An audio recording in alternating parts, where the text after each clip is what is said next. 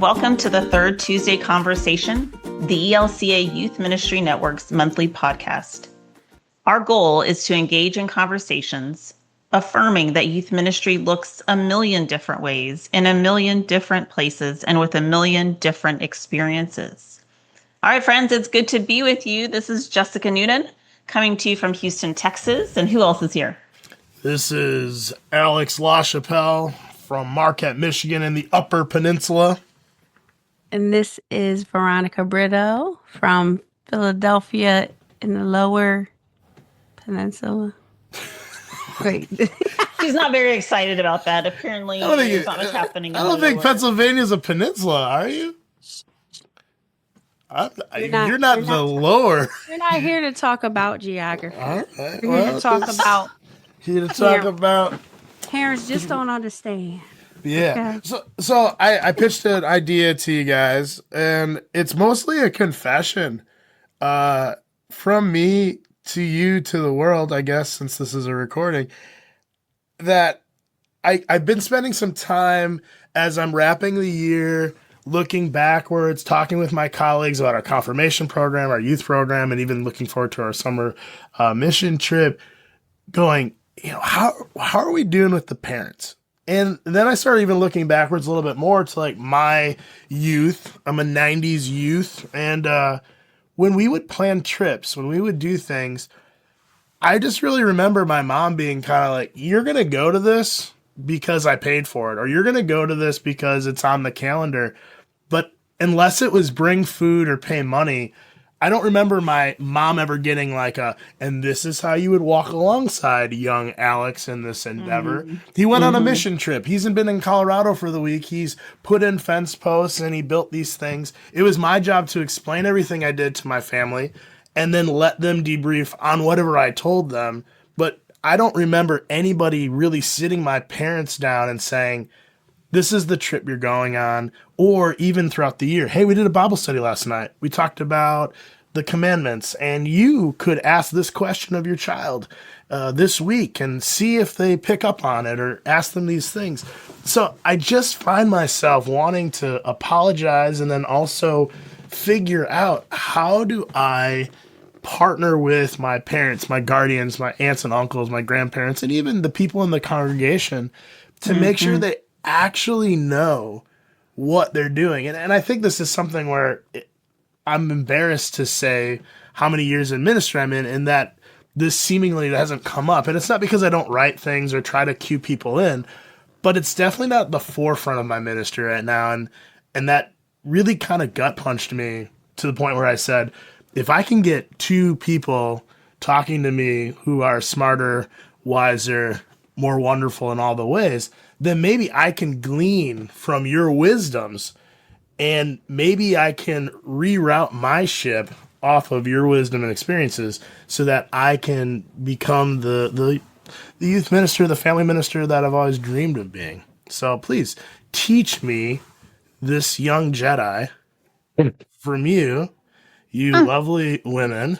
I just read a book called The Women. I just came out of a book study. Oh. Are you trying to say we're women of a certain age? Or? No, I'm saying that I just read a book where the women of Vietnam were awesome. Oh, that book is really good. And I'm ready to say, let's turn everything over to women and never turn back. So in that spirit of that book, women, can you please save this foolish man from his minuscule, mediocre, manly ways? I feel like you talked us up a lot. I mean, I know a few things, I think. I don't know. But Veronica, how would you like to start us off with? Well, like that ant with the rubber tree plant, you have high hopes. I'm glad to share anything I have. I know, Jess, you work with a lot of congregations all the time. It's like what you do. But coming from, a small urban church, it really is a village effort to connect to young people. There's a family with young children and one is about 6 or 7. She really like connects with my sister. Okay, they kind of look similar, even though it's not her child. They're not related, and she just looks for her. Her eyes look around, and when she sees her, she just goes up to her and starts talking. And then the other little one walks up to me, and she comes up to me and says, da, da, da, da, da, da, da. Little toddler. And so I consider it myself, her mother, her grandmother, all of us together. We all encourage, we all correct in a loving way. We all ask, what are you learning in school? What do you think this is? Who is that? What does that cross mean up there? And so it really is a bigger family than just me as maybe the youth leader. I depend on every person in the church encouraging youth, working with youth, talking to them. We've also had a group of um, immigrants from Trinidad and Tobago, and our pastor is really warm and loving.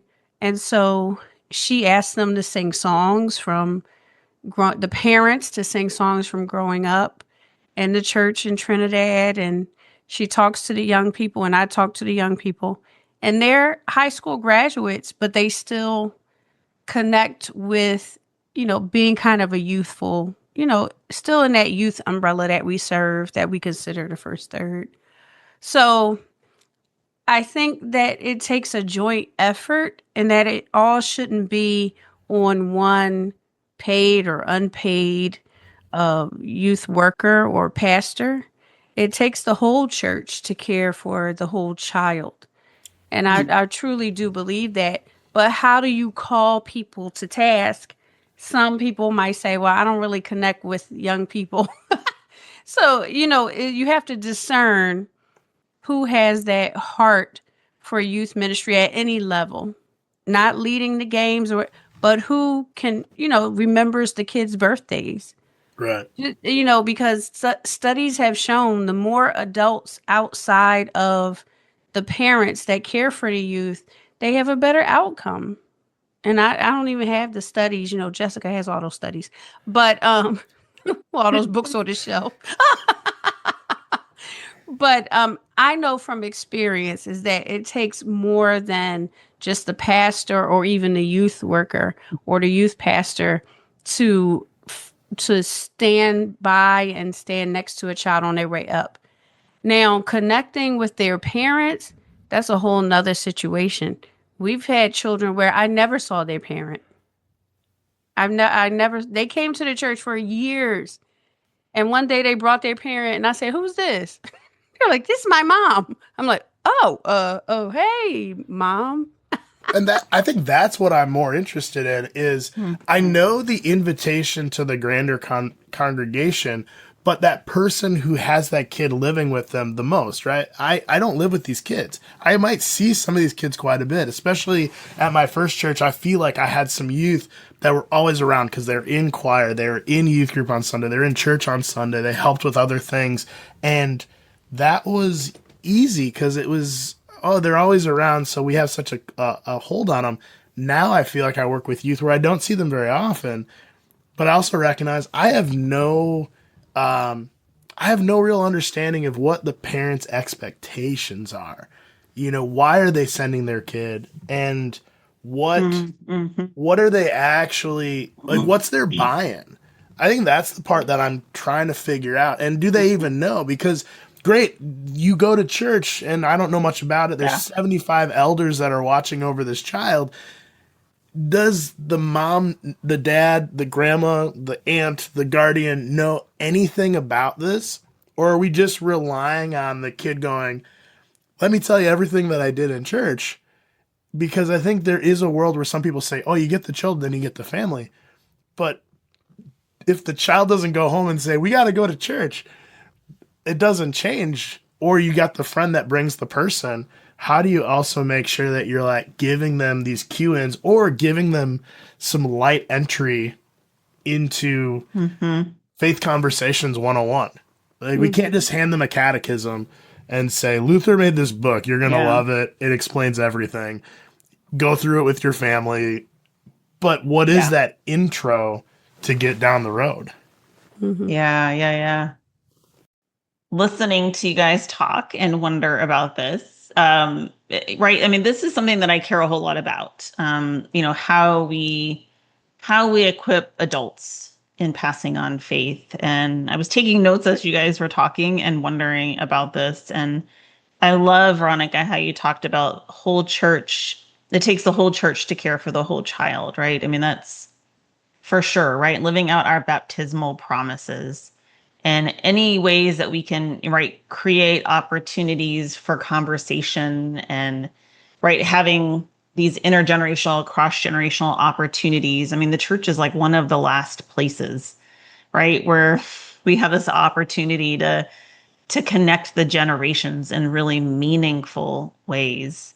I mean, I was just thinking about, my oldest graduated college a few weeks ago, and we did a party here at the house. And, there were people there that are like my good friends, but they met Sam on his, second day of life, right? And they've been part of his life in different ways since then. And they showed up to celebrate him. Or his PE teacher he met in the third grade when we moved into the house we're in now, who we didn't know at the time was also a member at our church.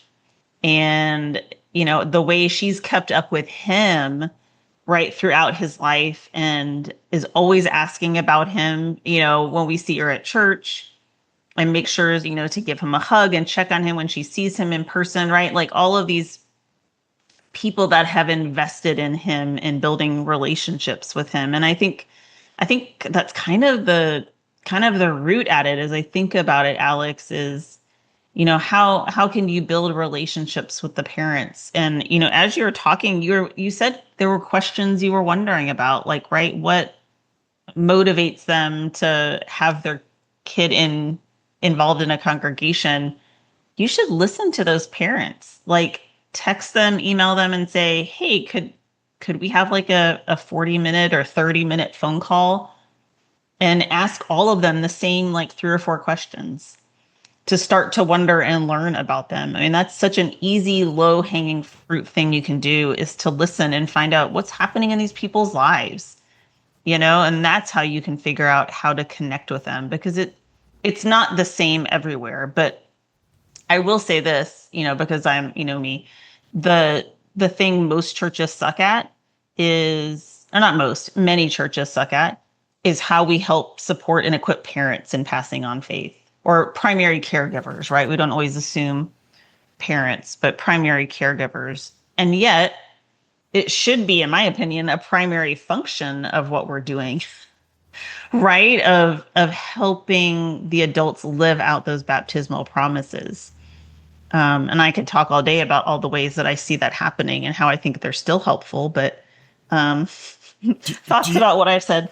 Do you have 3 questions in your head that you would put, like, for the ones listening right now that might say, okay, what are those 3 questions? And I know that's a big put on the spot, but what's something that I can say?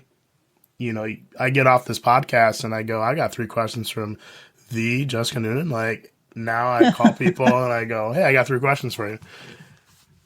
Gosh. I mean, one of them would be, I would say, what's hard, or what do you struggle with as a parent? Right. We had this conversation when a congregation I'm working with, they're putting together focus groups across their congregation. And that was one of the questions, not in their group, but I had them practice as they were learning how to lead a focus group. And let me tell you, I asked that question and it went so deep. One guy was like, well, I think about my granddaughter and all the pressure she has, with social media and how you're supposed to look and do this. And I think about my grandkid. Another guy said about, are they safe when they go to school? There's so many shootings, right, in these schools, right? I mean, like, it got so deep right away, right? I mean, it got to the core of what they worry about, right? And I think when you hear those kinds of things, then you're like, oh, well, what would it look like to have, some conversation about, um, identity and social media, about our fears and talk about all the different things, school shootings and all the things, whatever. Um, but right, like I think that becomes the entry point of, what could we be talking about?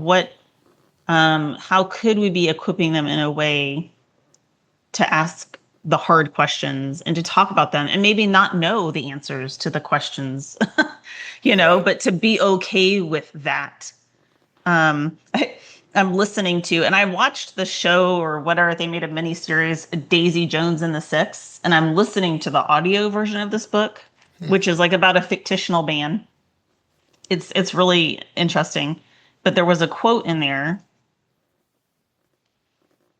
and one of the guys says, confidence is okay being bad, not being okay with being good. Right. Hmm. And in some ways, right, it made me think about, right, like being a person of faith, not that confidence and faith are the same things, but I just was feeling this kind of like, huh, like, we're so afraid sometimes in our churches to try different things, to do something big and maybe not do it well, and so we just don't even do it at all, right? Like the fear of messing up so bad that it stops you from even trying. That's And interesting because it sounds like the subway talk that I listened to recently, and I think it was Austin Butler said that we have not the experience of embarrassment is mm, deeply underexplored, huh, hmm, and I think about maybe we have to invite parents and just the congregation in general to be yeah, more embarrassed. I don't read. I'm not good at it. Maybe you read and you're fine at it. And it's like, or maybe you participate and it'll be what it'll be, but you have participated showing that yeah, next generation or your children that, I could never teach Sunday school. I could never participate in the bell choir, the choir, reading, ushering, cooking, whatever it may be. But I do think that we need to start exploring that embarrassment more mm-hmm. and then calling it not embarrassment, but actually just participation. Yeah, right. I agree. Hmm. What question would you ask parents? Um, I might ask, after, what do you struggle with as a parent? I might ask, you know, what do you want your child, your young person to gain from being a part of a faith community? Or what do you want them to take with them from being a Christian specifically? Mm, Because there's so many options out there that young people at a click on, one of these video channels, as I'm going to mention, because they're not sponsoring us, but click on any kind of social media or video channels, and you mm-hmm. could watch hours of content on every other faith, every other walk of faith, on being atheist, on anything. And so for a parent, I would like to know, what do you want your child to, one day if your child leaves here, if they leave our congregation, if they move somewhere else, what do you want them to leave with? What do you want the Mm-hmm. legacy of Christ to be in their life? How do you see them operating in the world as a Christian? Because what you tell me is what I'm going to produce for your young person. Mm-hmm. And so I want to get some idea on how can we keep you and your young person, your young people connected to faith and to what the message we're bringing, the message we're bringing. So hopefully from that question, parents will think, well, what do I want? And if Mm-hmm. they're not churched at all, then I'd love to hear Like their child is coming to church and they're not. They're like, oh no, I don't buy into it. So what do you want your child to get from it? Yeah. And not asking Yeah. with judgment, I just want to Mhm. know. Because maybe there are other parents that are feeling the same way you are. Yeah. So I I like love that. that talking to the parent one-on-one, just on the phone. And then another question I would ask, and I'm skipping ahead, and then Alex can share. But I think my final question would be, would you be willing to come and talk to me and your young person together? Like the three of us, or if you have more than one child who's like in an age group together, can we just have coffee or something? Because I'd love to get to know more about your family and your life and things and how that fits into what God calls us to be. Because a lot of the youth we have are not baptized. Their parents are not baptized. They have no connection to church Mm. or faith family. So Yeah. we can't assume if I say, oh, your baptismal promise, they're like, what's that? I'm not baptized. And maybe I don't want to be. You're like, oh, Lord. Yeah, then you got to Yeah, really yeah, backtrack So into, it's yeah. like, and that and then doesn't I would separate say, you from God's love. what do Yeah. you Yeah. want your child to gain from coming here? Yeah. Because you're Which letting them, unless they're yeah. sneaking off at night, but you're letting them come here. So what is something that you would hope to gain from them coming Yeah. here? Yeah. Yeah. Yeah. And that's the thing. It's like, I love this. So it's, what's hard or what do you struggle with as a parent right now? What do you hope for your child to gain from being part of Christian community? And then I would also wonder, you know, what tools and skills do you need help with, right? Personally or as a parent? Like, right? What is it that you are wanting help with, you know? What would you add, Alex? Nothing, because you guys are smarter and wiser. I think I said that already. Make me say it again. No, I think that my my my conversation in my head that's running alongside this is again, and like I said, I am coming from this with a little bit of guilt, but what do we do when I think I was raised in consumer church, where now, like you said, there are websites that can entertain every one of these children for hours and hours and hours. They don't need, no youth is like, oh, I just get so bored I come to church. Like sometimes you'll hear that, but majorly I feel like what I hear is they either made a choice or they might have been forced into this experience. And I think about even like one of my more active youth, his mom's all in, his dad's not. And so he has an out. Right now he's still kind of under the rule of like, mom said you're going to go, so you're going to go. But he can look right to the one side and go, dad doesn't go, so I'm not going to go anymore. So then you go, how do you also like have a conversation respectfully saying, you live in a world with two completely different ideologies. One says church, community, it's what matters. And then the other one is like, God is a relationship between you and them. And you don't need anybody else but yourself in that conversation, if you even believe. And I think that's the part that I guess right now I'm a little bit stuck on is, okay, how do I have that conversation?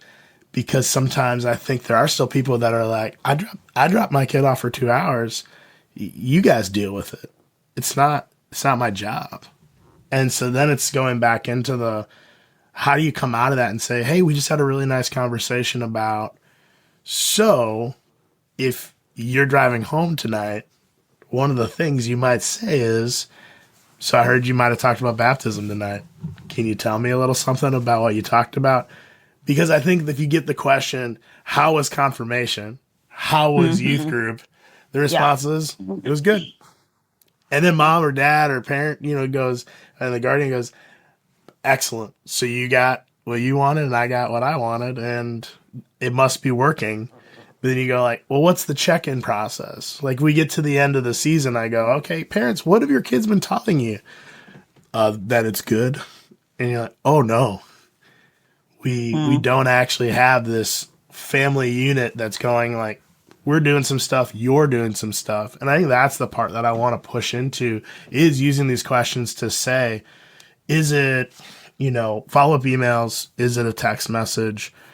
Just being able to give more. One of the things that I saw was like an ask me about. I think this is more for younger students, but definitely like you send them home with a ask me about this. And you give them like 3 things. So when you get in the car, they say outside of the church on the ground. I love it. That's why it's usually younger where you're like handing it to the parents. In elementary school, they stick a sticker on them to tell them it's like pizza night at the local place. Yeah, or ask me about pizza night. Yeah. You can just put a sticker on them as they leave and be like, ask me about baptism. That's right. That's right. I love it. I think what you said about a text, I don't know why, it just kind of visually spoke to me or something. Like if a parent got a text after a confirmation class and it said, like today we spoke about creation. We spoke about sin.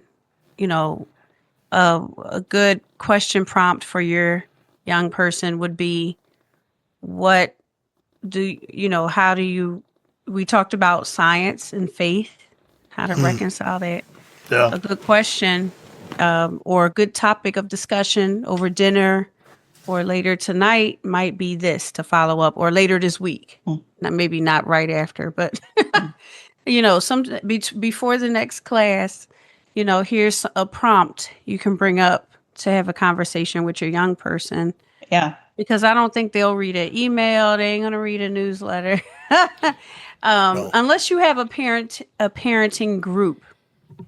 And that actually works sometimes with younger kids. The parents are like, I don't know what I'm doing. Somebody help me. So you could have a parenting group. But if you don't, or if you have youth that are not 100%, their parents are not connected to the church at all, I think it would still make sense to text that parent and then say, if you have any questions, give me a call. If this is something you want to talk about too, I'm open to have a discussion with you about it. Yeah. Because maybe they say, well, why are you teaching my child this? You say, oh, well, why don't you come by and we can have a chat?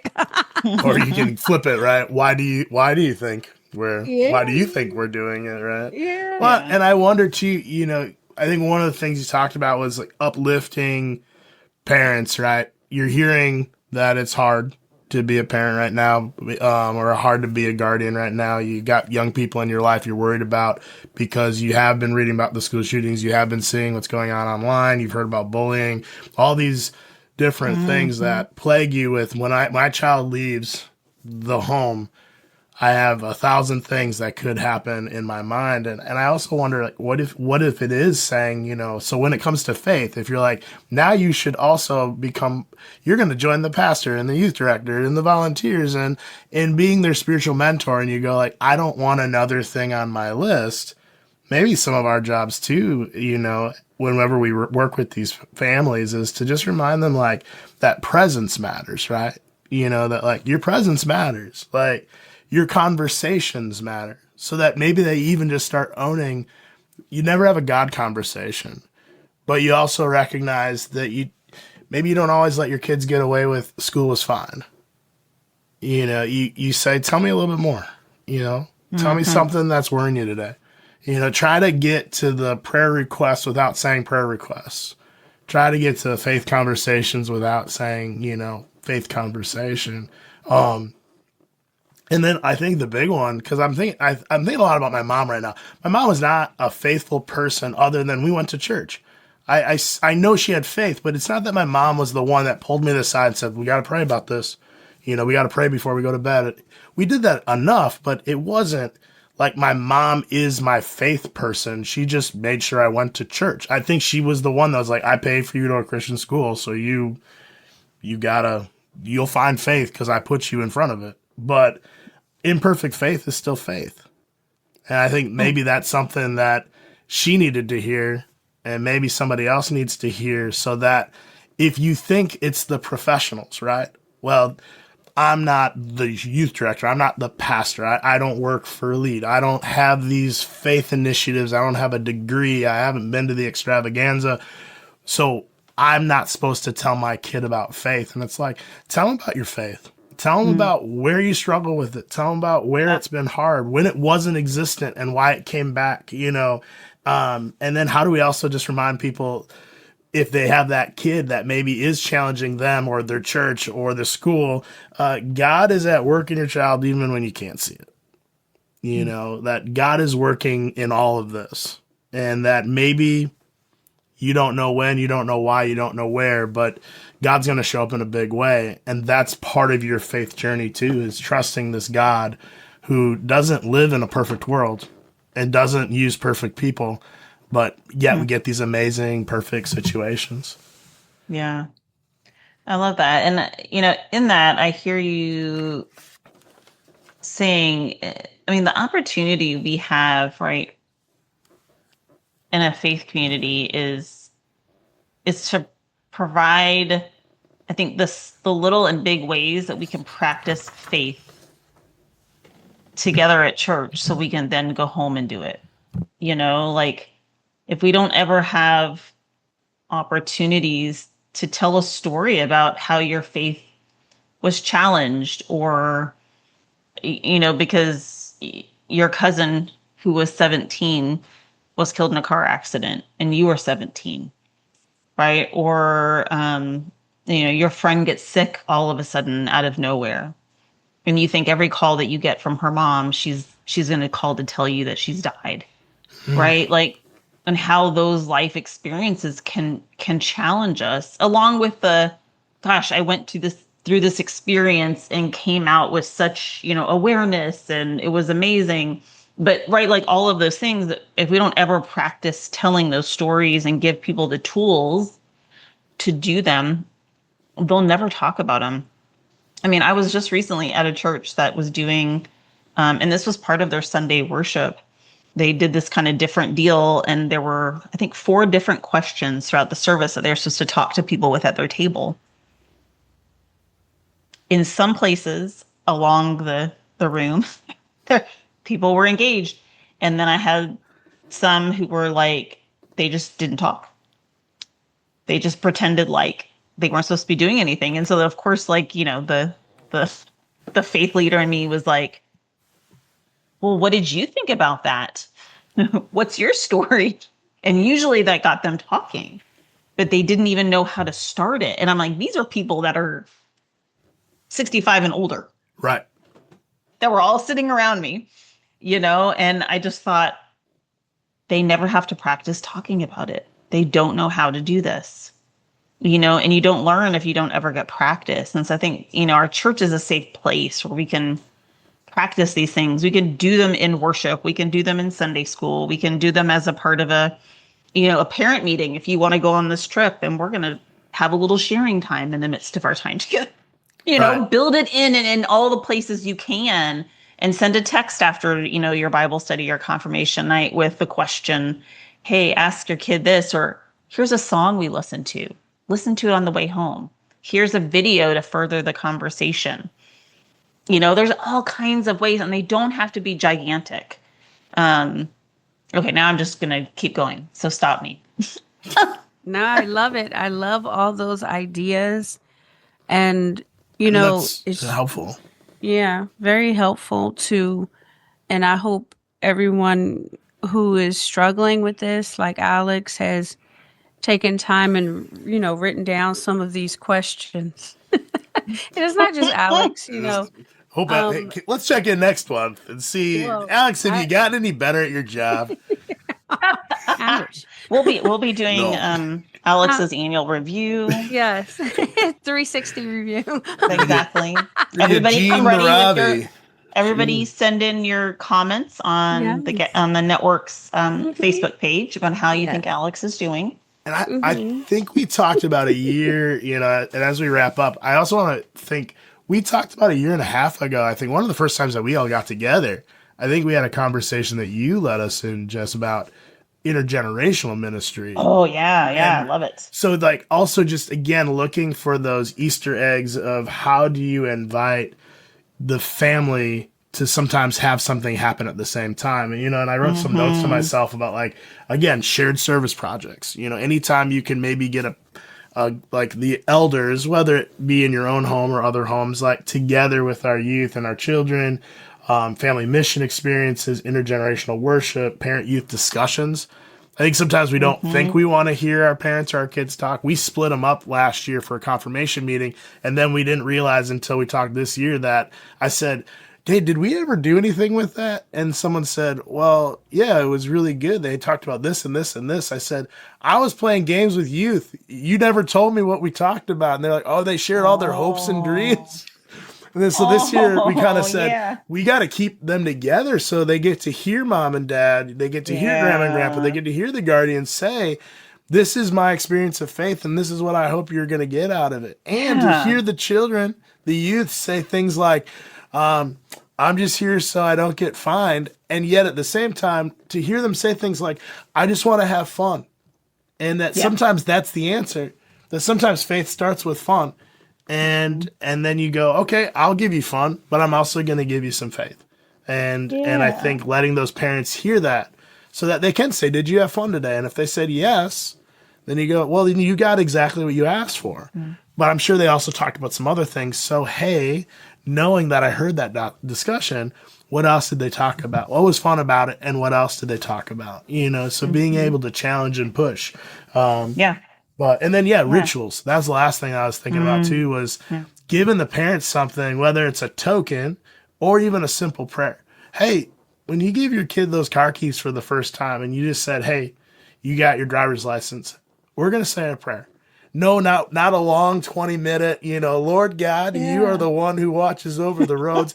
But is it that you say, learn this prayer?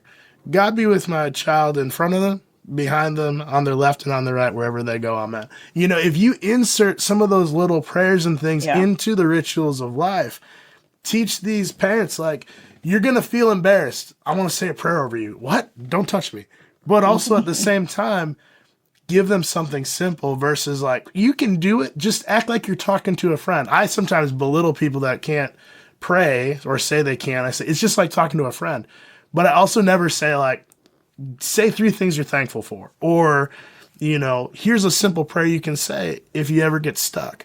Sometimes we forget to give those, like, training wheels that help parents and elders say, I don't even know where to start in this conversation. So I just picked up my phone, and if I stared down, it would never, ever happen. So any last nuggets?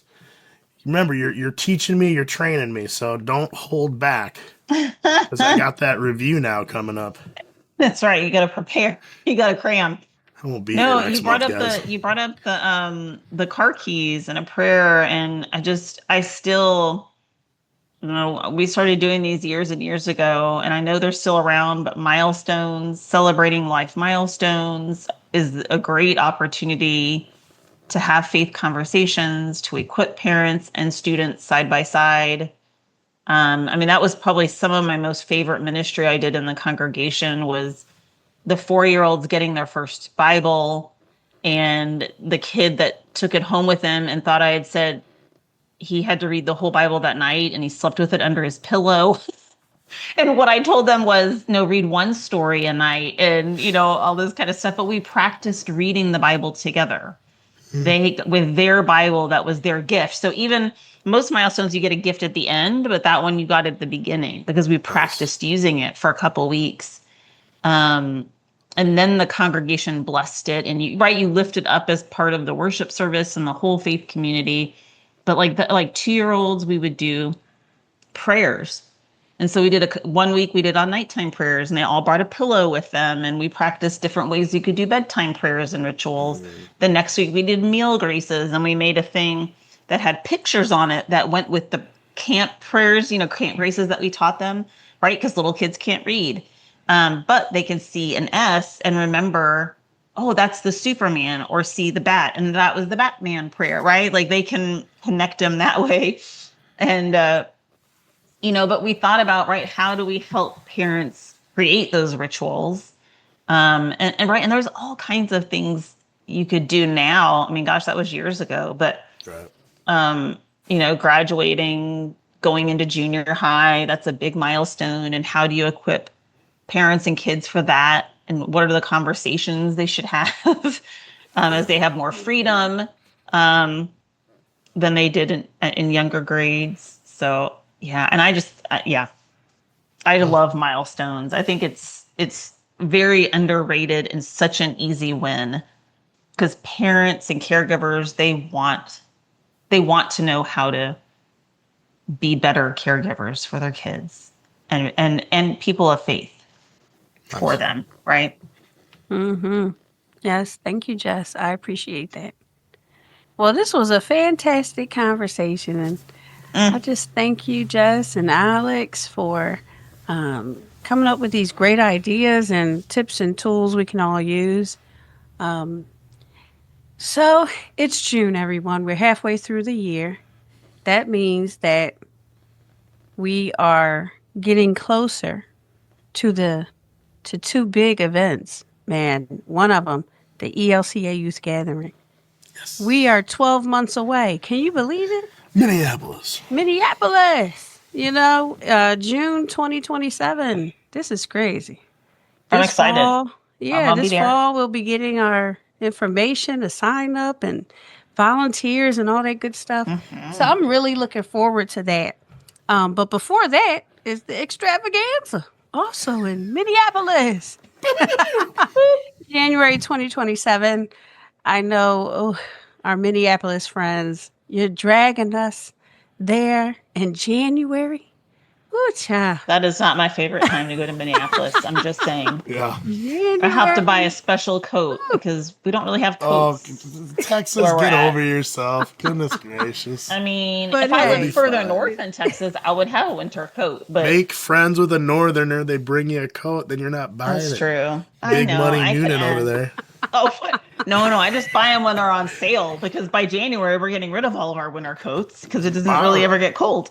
Oh, my Anywho, goodness. back to you, Veronica. I knew I was going to stir something up. But right now, it is June. The summer is here, and we're so excited. We just want to remind everyone, as members of the ELCA Youth Network, you have access as a plus level member to Martin's List. We recently went in and cleaned up the look, and we've made it more faster, more efficient. You can find some of the tips that we talked about today in Martin's List. And make sure to look there first for resources shared by your friends and colleagues. It's a great resource available to all of our plus level members for free. Thanks to all of you who are members of the network. Your membership makes possible Third Tuesday Conversation, woo, woo, woo, woo, Oasis, Connect Journal, Formation Co-op, Martin's List, Extravaganza, and much, much more. If you're not a Plus Level Network member, we encourage you to join. Our memberships are what makes all of this possible. We're grateful to be a community that cares for this ministry. Amen. Thank you so much for listening. New podcasts will be released on the third Tuesday of every month. Be sure to like and subscribe so you can receive them as they come out, and also share with your friends. We're actually celebrating over 20,000 downloads. Next goal, 25. Come on, y'all. We could do it. And finally, thanks to Paul Amlin, the 3TC producer, for all of his hard work. Paul Have a Amlin? great week. And look for our next episode being released on the third Tuesday next month. This is Veronica Riddle signing off. This is Alex LaChapelle saying see you later. And this is Jessica. We'll catch you guys next time.